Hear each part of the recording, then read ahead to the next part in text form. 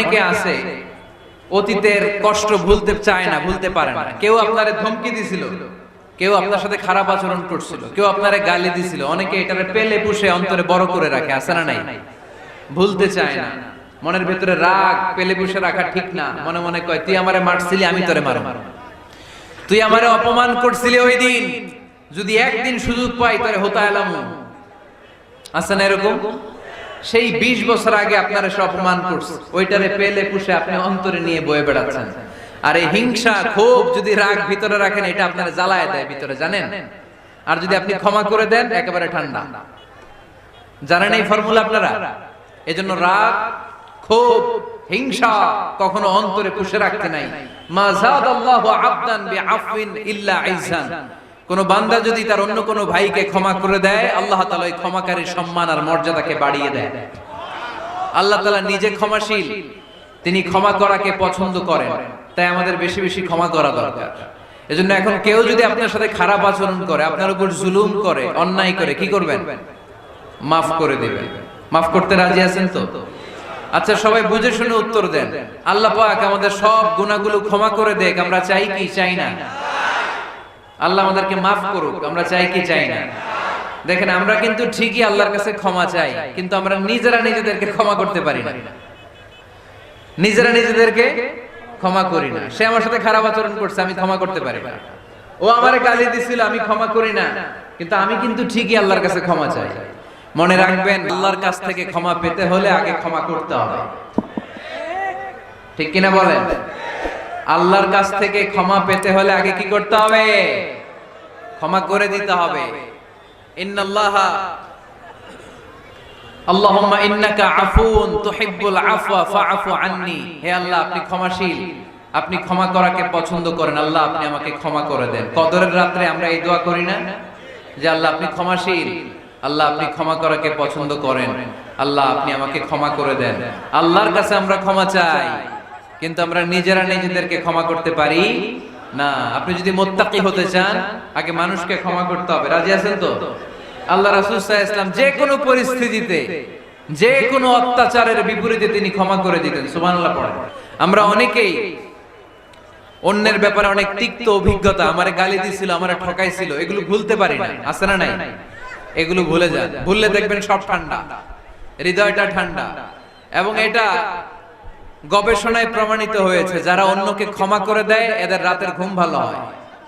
আল্লাহ রাসূল সাল্লাল্লাহু আলাইহি সাল্লাম একটা ভরা মজলিসে বললেন, এখন এক সাহাবী এসে এখানে বসবে, এই সাহাবীটা জান্নাতি।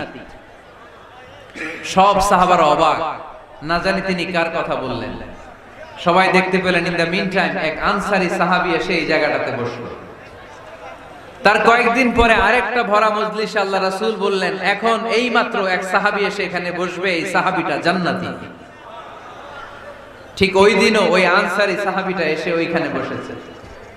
আবার কয়েকদিন পরে আল্লাহ রাসূল সাল্লাল্লাহু আলাইহি ওয়াসাল্লাম বললেন, এই মুহূর্তে এই মজলিসে এমন এক সাহাবী ঢুকবে, এই সাহাবীটা জান্নাতি। সবাই খেয়াল করে দেখলো, ওই যে আনসারী সাহাবীর কথা রাসূল সাল্লাল্লাহু আলাইহি ওয়াসাল্লাম আগে বলেছিলেন, ওই সাহাবী এসে ইন দ্য মিন টাইম ওই জায়গায় বসেছে। চিল্লায় পড়েন সুবহানাল্লাহ। সব সাহাবীরা অবাক হয়ে গেলেন। ঘটনা কি?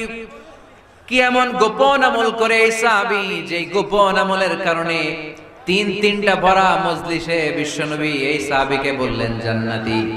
সাইয়েদনা আব্দুল্লাহ ইবনে আমর ইবনুল আস গোপন তথ্য বের করার জন্য এই সাহাবীর বাড়িতে চলে যেয়ে সাহাবীকে সালাম দিয়ে বললেন, ও আনসারী সাহাবী, আমার বাবার সাথে আমার ঝগড়া হয়েছে, আমি 3 দিনের জন্য তোমার বাড়িতে মেহমান হতে চাই। কয়দিনের জন্য? 3 দিন। ওই আনসারী সাহাবী বলল, আহলান ওয়া সাহলান, খুশ আমদেদ, আপনি আমার মেহমান হবেন, এটা তো আমার সৌভাগ্য। আসেন, থাকেন, এই ঘরে আমি থাকি, এই ঘরটা ফাঁকা, আপনি এখানে থাকেন। এবার আব্দুল্লাহ ইবনে আমর ইবনে আস খেয়াল করলেন কোন গোপন আমল করে কিনা, কোন নেক আমল আছে কিনা এই সাহাবীর, যে কারণে 3বার বিশ্বনবী এই সাহাবীকে জান্নাতি বলেছে। 3 দিন টানা 3 দিন লক্ষ্য করার পরে সাইয়েদনা আব্দুল্লাহ ইবনে আমর ইবনে আস এই সাহাবীর মধ্যে তেমন বিশেষ কোন নেক আমল, গোপন আমল আর দেখতে পায় নাই। 3 দিন যখন শেষ, যাওয়ার পথে বলে, ভাই, আসলে আমার আব্বার সাথে আমার তেমন কোনো ঝগড়া টগড়া হয় নাই। ঝগড়া টগড়া কিছু না, আমি বিশেষ একটা কারণে এসেছি। তিনবার বিশ্বনবী তোমাকে জান্নাতি বলে ঘোষণা করেছে। আমি দেখার জন্য এসেছি যে তুমি কি আমল করো, কিন্তু আমি তো বিশেষ কোনো আমল দেখলাম না। নামাজের সময় নামাজ পড়ো, তাহাজ্জুদের সময় তাহাজ্জুদ পড়ো, কোরআন তেলাওয়াতের সময় কোরআন তেলাওয়াত করো, আমি যা ইবাদত করি তাই তো করো, বরং আমার চেয়ে আরো কম করো। কি এমন তোমার আমল যে আমলের কারণে বিশ্বনবী তোমারে জান্নাতি বলেছে? সাহাবীটাকে বলে, আব্দুল্লাহ, আমার জীবনে বিশেষ কোনো আমল নাই, এমন কোন আমল আমি আমার জীবনে করি নাই যে আমলের কারণে বিশ্বনবী আমারে জান্নাতি বলে ঘোষণা দিতে পারে। তবে হ্যাঁ, এমন একটি আমল আছে, প্রতি রাতে ওই আমলটা করে আমি বিছানায় ঘুমাতে যাই। প্রতি রাতে এশার নামাজের পরে আমি যখন আমার বিছানায় ঘুমাতে যাই, আমি আমার অন্তরে কারো ব্যাপারে কোনো ঘৃণা, কোনো ক্ষোভ আমার অন্তরে পুষে রাখি না। সুবহানাল্লাহ পড়ে। কোনো ক্ষোভ, কোনো ঘৃণা, কোনো হিংসা, কারো ব্যাপারে অহংকার, জেলাসি, এগুলো অন্তরে নিয়ে আমি ঘুমাই না। আমি যখন ঘুমাতে যাই, আমি সবাইরে ক্ষমা করে দিয়ে, মাফ করে দিয়ে ঘুমাতে চলে যাই। হয়তো এই আমলটা আল্লাহ তাআলার কাছে অত্যন্ত প্রিয় হতে পারে, এই কারণেই হয়তো বিশ্বনবী আমাকে জান্নাতি বলে ঘোষণা করেছে। চিল্লায় পড়তে হবে আল্লাহু আকবার। এজন্য রাতের বেলায় যখন বিছানায় যান, সব ভুলে যান। কে গালি দিছিল ভুলে যান, কে ঠকাইছিল ভুলে যান, কে অপমান করেছিল ভুলে যান, কার সাথে মারামারি হয়েছিল ভুলে যান। বিছানায় যাওয়ার আগে সবাইরে মাফ করে দিয়ে একটা প্রশান্ত আত্মা নিয়ে ঘুমাতে যান। ওই সাহাবীর মতো আপনারও জান্নাতি বানাবে কে?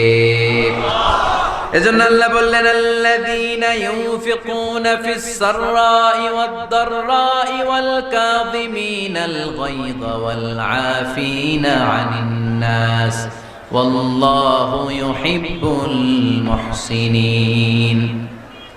আমার মুত্তাকি বান্দারা সব সময় দান করে, আমার মুত্তাকি বান্দারা রাগকে নিয়ন্ত্রণ করে, আমার মুত্তাকি বান্দারা অন্যের ব্যাপারে অন্তরে হিংসা বিদ্বেষ পুষে রাখে না, আমার মুত্তাকি বান্দারা সবাইকে ক্ষমা করে দেয়।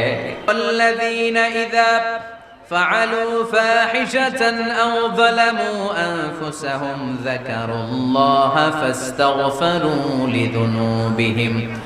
যদি তোমরা মুত্তাকি হতে চাও, মুত্তাকি বান্দার 4 নম্বর গুণ, তারা যদি কোনো অশ্লীল কাজ করে, পাপ করে, সাথে সাথে ক্ষমা চায় কার কাছে? যত পাপ আমরা করি না কেন, ক্ষমার দরজা আমাদের জন্য খোলা রেখেছে কে? সব সময় খেয়াল রাখবেন, পাপ হয়ে যেতে পারে, এটা ভেরি সিম্পল। তুমি মিথ্যা বলে ফেলেছো, খাদ্যে ভেজাল দিয়েছো, ওজনে কম দিয়েছো, পরকিয়া করেছো, অবৈধ দৈহিক সম্পর্ক করেছো, ব্লু ফিল্ম দেখেছো, নিজের উপর নফসের উপর জুলুম করেছো, তারপরেও তোমার জন্য ক্ষমার দরজা খোলা রেখেছে কে? মনে রাখতে হবে, আমাদের পাপ যত বড় হোক, তার রহমতের দরিয়া তার চাইতেও বড়, ঠিক কিনা? আমাদের গুনার অন্যায় যদি হয় খালের পানির সমান, বিলের পানির সমান, আল্লাহর দয়া সাগরের পানির সমান।